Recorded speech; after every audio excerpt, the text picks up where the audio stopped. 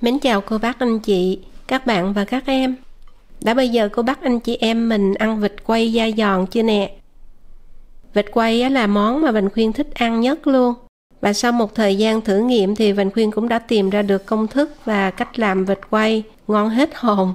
Và làm cũng đơn giản không tưởng này. Chia sẻ cho cô bác anh chị em và các bạn mình cùng làm. Và vịt quay mật ong chuẩn ngon thì nó phải lên cái màu này nè. Tức là màu nâu cánh gián đậm, hay người ta còn gọi là màu cam đỏ. Da thì giòn.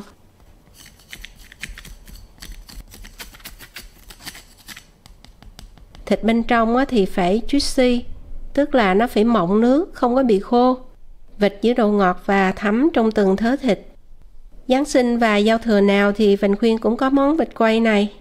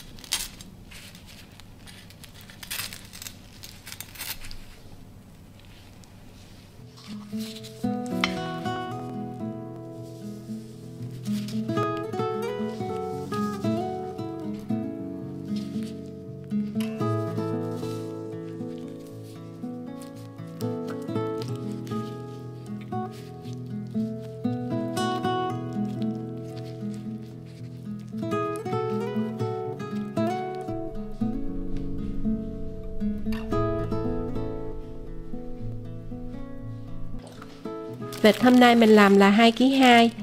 Hôm nay mình khuyên mua được con vịt tươi. Và vịt đó mình chọn cái con nào mà cái da nó đẹp đẹp một xíu, nó không có bị rách, không có bị trầy. Mình cũng có thể làm vịt đông đá và chờ cho nó tan đá ra, rồi đem rửa sạch với gừng và rượu. Và món vịt quay thì người ta làm phải để cái đầu lại và chỉ khoét một cái lỗ nhỏ dưới đuôi. Nhưng mà ở đây thì người ta làm tanh bành luôn. Bây giờ mình sẽ khử mùi hôi long trước, bởi vì không làm cái bước này thì vịt không có thể nào ngon được hết.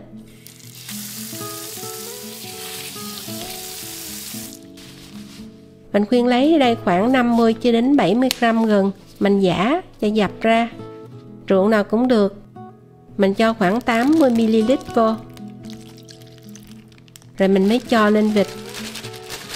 Chỉ cho lên da thôi. Xong rồi mình mới lấy tay mình xoa bên trên và bên dưới da, không có cho vô bụng. Kiểm tra nếu mà thấy lông thì mình sẽ nhổ đi. Rồi sẽ chà giống như Vành Khuyên nè, mình lật qua rồi mình lật lại, rồi mình chà lâu lâu một chút. Hai cái cánh này mình cũng có thể cắt bỏ luôn nè, bởi vì chút nữa nướng xong cũng không có ăn được nữa. Xong rồi mình sẽ để ở đây khoảng 3 cho đến 5 phút. Nếu mình để lâu thì vịt nó sẽ có cái màu hồng đỏ chứ nó không có trắng nữa. Sau 3 phút rồi Vành Khuyên sẽ rửa lại cho thật sạch. Rồi mới cho vô cái rổ. Mình để cái đuôi nó xuống vậy nè, cho nó chảy hết nước trong bụng ra. Cũng có thể mình treo lên cũng được, để cho trong bụng nó không có còn nước chút nào hết á. Thì chút mình ướp nó mới thấm gia vị. Mình sẽ có 2 chén gia vị, khô và ướt. Chén gia vị khô sẽ gồm có 1 muỗng cà phê muối, 1 muỗng canh và 1 muỗng cà phê đường cát vàng, 2 muỗng cà phê bột nêm gà,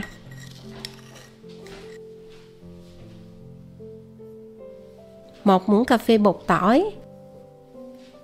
Ở bên ngoài người ta sẽ ướp nhiều bột ngọt lắm, nhưng mà mình phải cho 1/2 muỗng cà phê thì vịt nó mới ngon.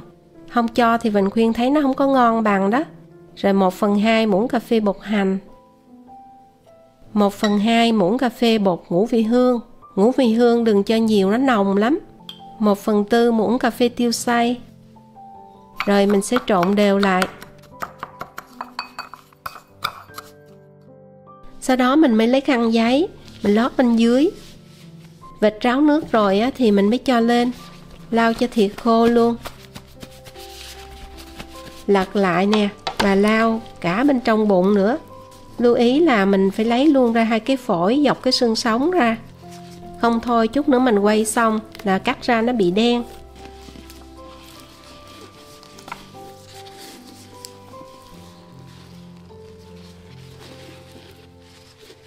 Giờ thì mình mới cho cái chén gia vị khô vô trước. Và thêm một lưu ý thứ hai nữa, đó là gia vị mình không có được để cho dính da. Mình sẽ cho gọn vào trong bụng vịt. Và lấy cái tay mình thoa cho thiệt là kỹ luôn. Cái gia vị khô mình phải ướp trước cho nó thấm đó.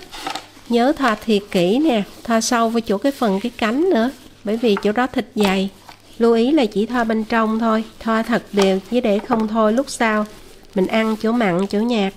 Bây giờ sẽ để qua một bên. Rồi gia vị ướt sẽ gồm có dầu hào, hắc xì dầu, chao đỏ với lại tương phở. Mình không có cái nào thì có thể bỏ qua, nhưng mà nó sẽ bớt ngon đi. 2 muỗng cà phê dầu hào nè. Không có chao đỏ mình khuyên lấy chao trắng luôn. 1 muỗng cà phê. 2 muỗng cà phê hắc xì dầu. 2 muỗng cà phê tương phở hay là tương hồi. Tất cả mình trộn đều lên. Và mình cũng bằm luôn 8 tép tỏi. Mình đập xong rồi mình bằm, không có cần nhuyễn lắm, chỉ như vậy là được. 30g gừng mình cũng cắt lát. 2 cọng hành lá lớn mình sẽ bóp cho nó dập ra, cho ra tinh dầu. Rồi mình quấn lại cho ngắn. Rồi giờ mình mới cho gia vị ướt vào bụng vịt. Mình khuyên lưu ý ở đây đó là mình chỉ cho vào bụng vịt thôi, không có cho dính da. Cho xong mình sẽ thoa đều, thoa cho thiệt kỹ. Rồi cho tiếp nữa.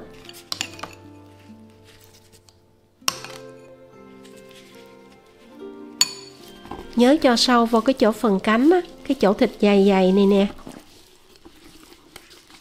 Rồi mình lật lại và cố gắng đừng cho gia vị nó dính da. Cổ vịt và đầu lòng mình cũng thoa gia vị luôn. Bây giờ mình cho hành vô. Rồi gừng với tỏi vô luôn.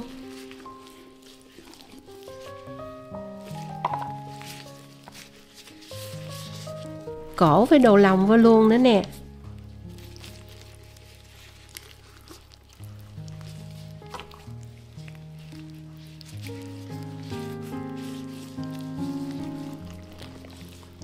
Cái này mình khuyên mua chỉ có 1 euro thôi. Mình cũng có thể lấy cái que xiên thịt nướng bằng tre mình xiên cũng được nữa.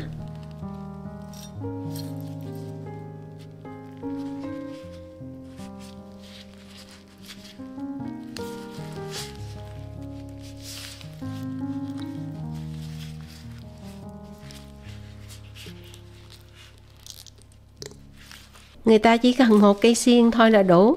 Còn con vịt ở đây họ sẽ tanh bành ra luôn. Thành thử ra mình khuyên phải xiên cả 2 cây mới kín. Vì không có kín á, là lúc xíu sau gia vị nó sẽ bị chảy ra ngoài. Và nó sẽ bị chảy trong lúc ướp. Mình sẽ xiên sau miễn cho kín là được.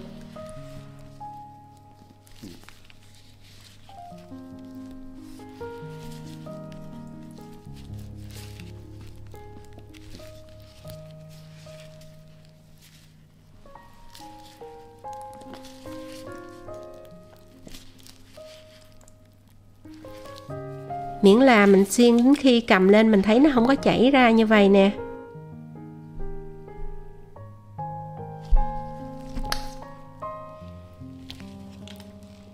Bây giờ mình quay lại cái cổ. Trời ơi, nó cũng lủng luôn. May là còn miếng da dài dài này mình quật lên. Ôi, nó cũng lủng luôn. Phía nào cũng bị rách da hết.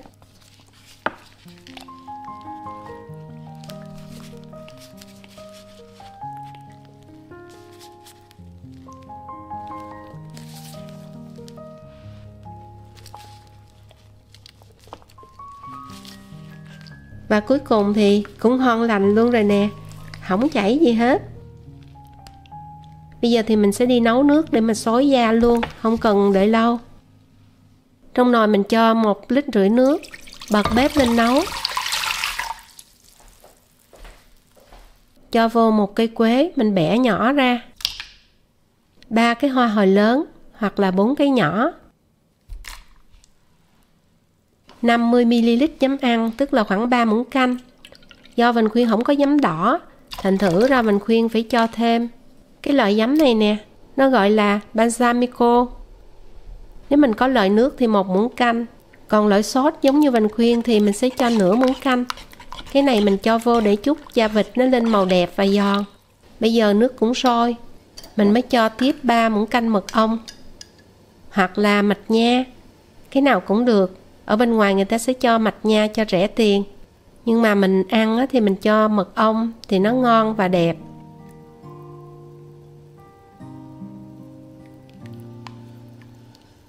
Hai muỗng canh rượu nấu ăn, rượu nào cũng được. Rồi mình nấu cho sôi lên. Sau khi sôi mình sẽ quậy, rồi để nhỏ lửa lại. Bây giờ mình sẽ cho vịt vô nhúng nè. Lưu ý đó là mình chỉ cho cái chân vịt nó chạm vô cái nồi thôi, mình không có được thả con vịt vô trong nồi luôn. Rồi mình múc nước mình xối lên, và mình chỉ xối ở trên xuống thôi, chứ mình không có được để con vịt nằm xuống luôn trong nồi, bởi vì như vậy da vịt nó sẽ chín, mà khi chín thì lúc quay nó sẽ không có giòn, nó sẽ dính cái da vô luôn đó. Mình khuyên nhắc lại cô bác anh chị em mình chú ý cái chỗ này, đó là mình chỉ xối cho đến khi nào nhìn thấy cái da vịt nó căng lên. Khi mình khuyên xối lên mình nhìn thấy nè, da vịt nó co lại như vậy nè, và bóng lên, cũng như là căng da, căng ra. Nhớ xối cho đều. Chỗ nào mà không có xối nước này là khi quay nó không có lên màu nâu vàng được.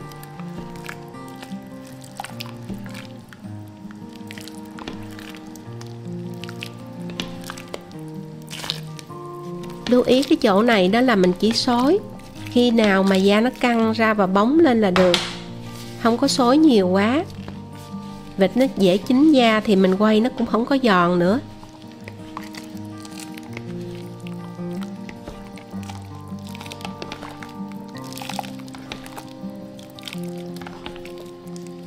Xong rồi nè, ta nói một mình làm vừa quay phim rồi vừa cầm con vịt nó muốn gãy tay luôn. Mình sẽ treo lên chỗ nào có gió, rồi chờ cho đến khi khô da. Cũng có thể bật quạt, miễn là khô da. Mình khuyên sẽ để qua ngày mai, tức là mình sẽ để từ 12 tiếng cho đến 15 tiếng, miễn sao là khô da, và phải treo như vậy nè. Đây là cây móc của mình khuyên đây.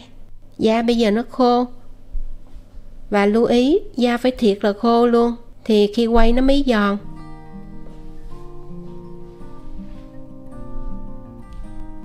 Mình lấy tay mình đụng vô mình thấy cái da nó mỏng ghê luôn nè, và cái màu nó lên như vậy, nó hơi sậm sậm vàng vàng và đỏ đỏ vậy nè, là như vậy là đúng để mình quay được rồi.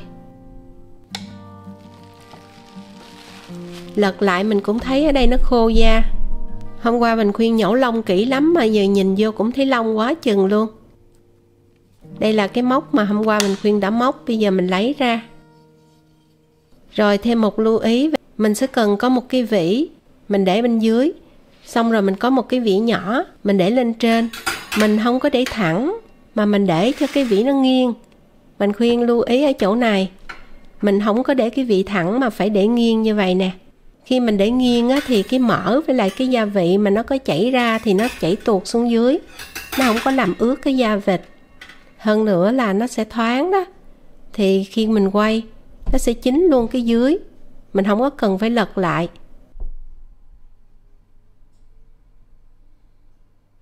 Mình khuyên nhắc lại, mình lưu ý cái vỉ, nhớ để nghiêng. Để nghiêng á, thì da vịt nó mới giòn.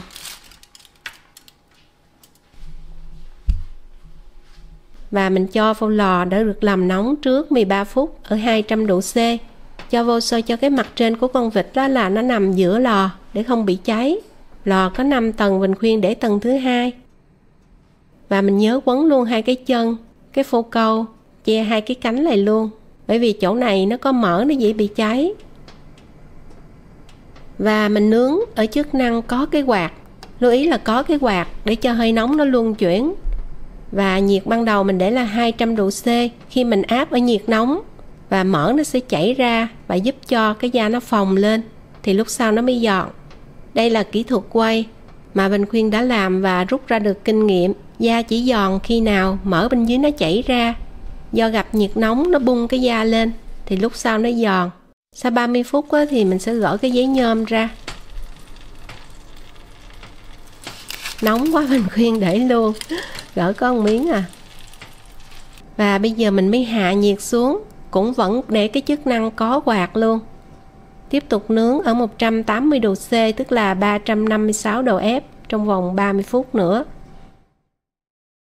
Trời ơi, nó ngon, màu cánh gián, thơm phức luôn, ngào ngạt luôn cô bác anh chị em và các bạn ơi.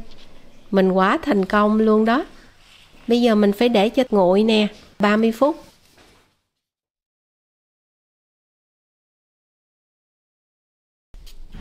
Khi mình chạm tay vô, cái da nó giòn ghê á, nó phồng lên nè.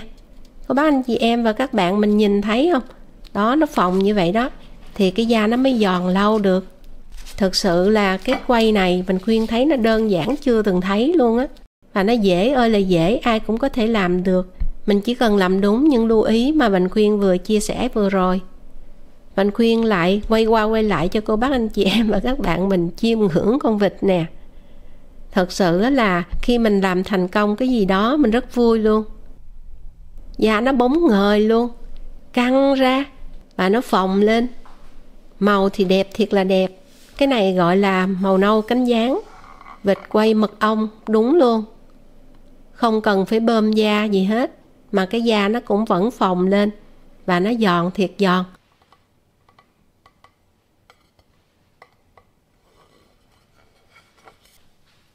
Đây, nó giòn quá chừng đó.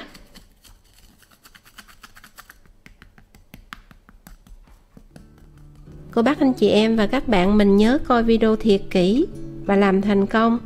Đừng quên giới thiệu cho nhiều người cùng xem. Và cũng đừng quên để lại bình luận khen chê góp ý chân thành. Mình khuyên cảm ơn thiệt nhiều. Mình sẽ ăn thêm với lại cái nước tương nè, nước tương ớt, dưa leo, đồ chua. Bây giờ mình khuyên cắt vịt cho cô bác anh chị em và các bạn mình thấy nè.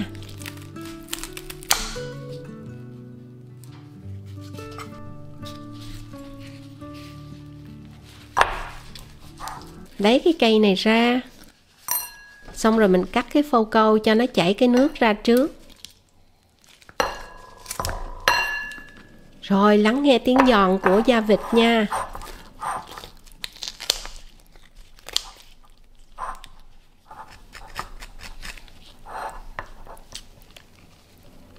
Da nó dày lên và nó giòn ơi là giòn.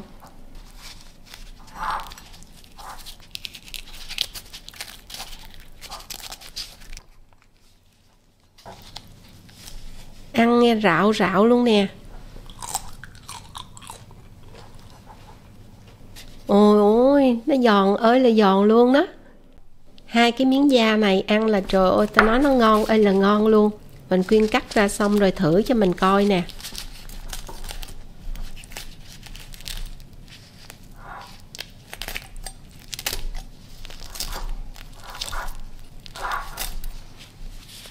Nghe cái tiếng kêu là thích lắm luôn á.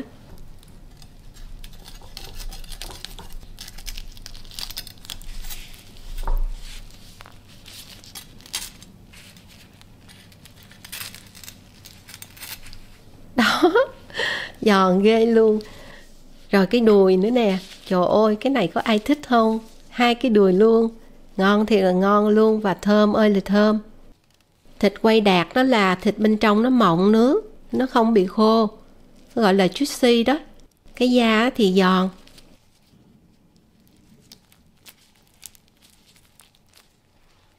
Rồi mình khuyên đã cắt ra dĩa luôn rồi. Thử luôn cho cô bác anh chị em và các bạn mình nghe tiếng kêu của da lần nữa.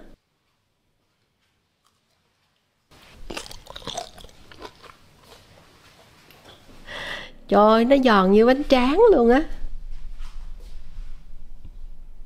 Và mến chúc cô bác anh chị em và các bạn cùng gia đình mình luôn nhiều sức khỏe, đón Tết vui vẻ, an lành, nhiều hạnh phúc. Và bây giờ thì xin chào tạm biệt, hẹn gặp lại ở video kỳ tới.